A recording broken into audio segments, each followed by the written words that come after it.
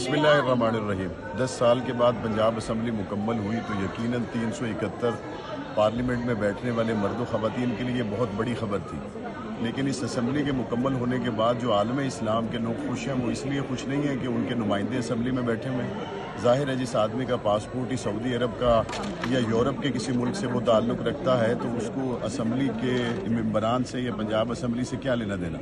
اور جس کا صوبہ پنجاب سے تعلق نہیں ہے اس کو بھی پنجاب اسمبلی سے کوئی دلچسپی نہیں ہوگی۔ لیکن جب اسمبلی کی پیشانی پر انا خاتم النبیین لا نبی بعدی، میں آخری نبی ہوں اور میرے بعد کوئی نبی نہیں، پاکستان کی یہ پہلی عمارت، پہلا ایوان جس کے اوپر حضور کی ختم نبوت صلی اللہ علیہ وسلم کے حوالے سے یہ حدیث پاک لکھ دی جائے، اس وقت پھر 371 پنجاب اسمبلی کے ممبران نہیں بلکہ پورے عالم اسلام کی دعائیں اراکین پنجاب اسمبلی اور بالخصوص جنہوں نے اس کا انتظام کیا، چودھری پرویز الہی صاحب، عثمان بزدار صاحب اور تمام ہی وہ لوگ جنہوں نے اس انتظامی اور خوبصورت ڈھانچے کو تیار کرنے کے لیے اپنا کردار ادا کیا، دعائیں ان کے ساتھ شامل ہو جاتی۔ اللہ تعالیٰ پنجاب اسمبلی کے تمام ہی اراکین کو حضور علیہ السلام کی شفاعت نصیب فرمائے اور ہمارے ملک پاکستان پہ حضور علیہ السلام کے صدقے رحم کرے، اور ہمیں ان ایوانوں میں بیٹھ کر نہ صرف حضور کی ختم نبوت کے لیے بلکہ حضور علیہ السلام کے لائے ہوئے نظام خلافت راشدہ کے عملی احیاء کے لیے